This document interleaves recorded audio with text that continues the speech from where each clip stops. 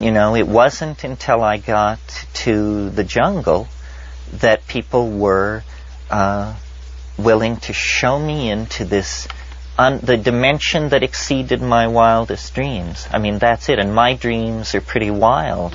And they were then. And I'm sure yours are as well. And yet, even if we dream together, we cannot dream the frontiers of what is possible. Because in our world of entropy and tawdriness and betrayal and stupidity, there is also, you know, the unspeakable, improbable presence of this thing in these plants. And, you know, I believe it called us forth out of primate organization.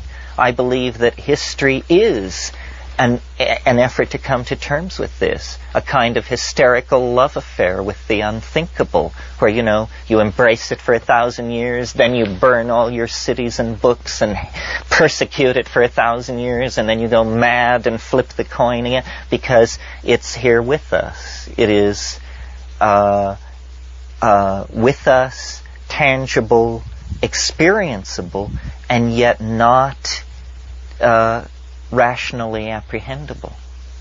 It is the confounding of rationalism. And rationalism is the weapon by which the ego segregates the world.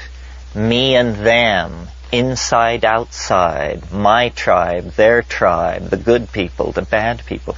This segregation of the ego.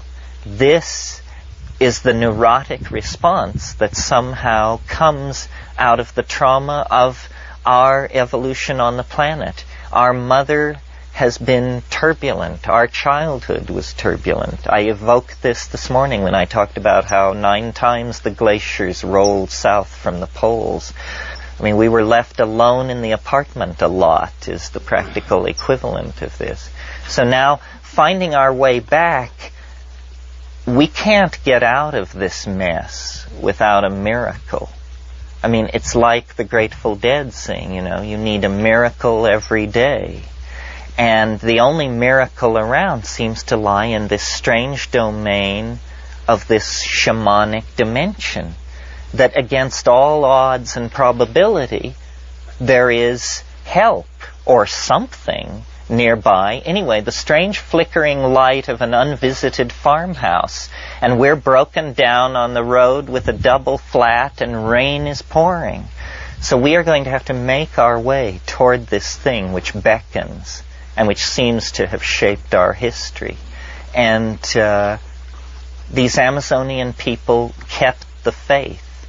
During the prodigal wanderings of Western men through history, the Amazon peoples kept this faith, which the memory of which they had carried over the land bridge from the Eurasian continent, the oldest religion in history, the doorway out of ordinary time and into the presence of the elder things, whatever they may be. We don't even know. Our history is a fiction spun so thin that we are like children in the face of this possibility. H.P. Lovecraft, where are you now that we need you?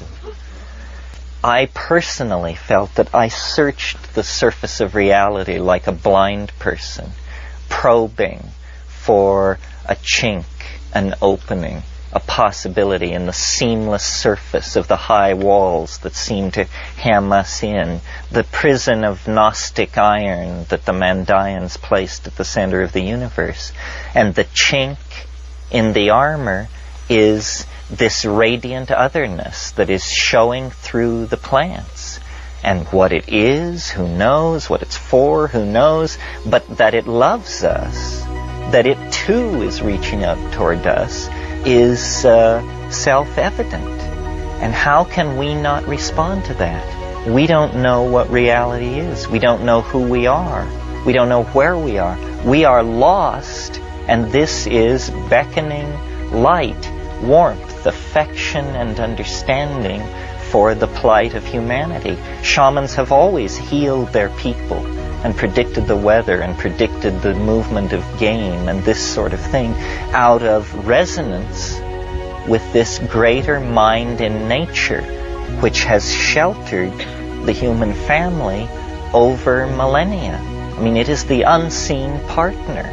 It is the goddess. It's a real thing.